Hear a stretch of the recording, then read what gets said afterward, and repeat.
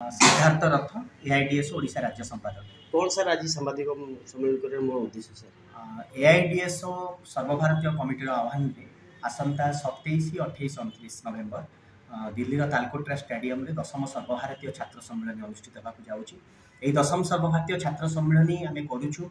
वर्तमान सरकार जो शिक्षा ध्वंसकारी जातीय शिक्षा नीति 2020 को जो भाई अगणतांत्रिक भाव लागू कर गोटाए पर गोटाए शिक्षा मारण पॉलिसी गुड़ा आणुंट। आप देखुवे जे सारा देश में वर्तमान शिक्षक अध्यापक मरुड़ी लक्ष लक्ष शिक्षक अध्यापक पदवी फांका पड़ी पाठपढ़ा ठप सरकारी स्कूल बंद हो सरकारी कॉलेज आगामी दिन में बंद हम अगणतांत्रिक गोटे 4 वर्षिया पाठ्यक्रम को लागू कराई जोटा मल्टीपल एंट्री एक्जिट विभिन्न प्रकार मिठा मिठा कथा कही लागू कर वस्तुतः से पाठ्यक्रम भितर दे से ड्रप आउट टाकू से लीगलाइज करने माने वैध घोषणा से एपटे आम देखुचु जे छात्र संसद निर्वाचन को बंद रखा जाइए। आम राज्य में बंद रखा जाइए। देशर विभिन्न स्थान में बंद कराई।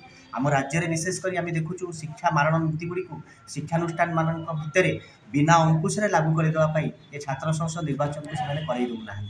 तेणु यही समस्त समस्यार समाधान आम ये छात्र सम्मेलन आह्वान करूँ। एसहित कैंपस रे कैंपस बाहर छात्री और महिला मान जो भाव में निर्यातना हो विभिन्न कॉलेजेस मानक निकट अतीत में आप देखिए आरजीकर मेडिकल कॉलेज में भी जो घटना घटीगला अत्यंत दुखदायक घटना।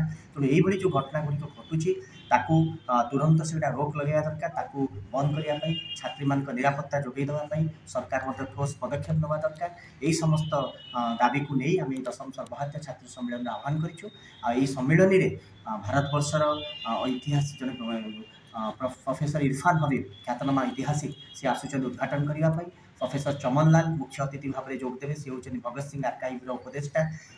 एआईडीएस जे प्रथम साधारण संपादक 1954 मसीह जे थे कमरेड प्रभास घोष सी कनक्लूडिंग सेसन में वक्तव्य देवे। आम ये छात्र सम्मेलन आसंता दिन में सारा भारत वर्ष में छात्र आंदोलन को आहरी शक्तिशाली कर गढ़ी तोड़ाई आम ठोस पदक्षेप ग्रहण करूँ।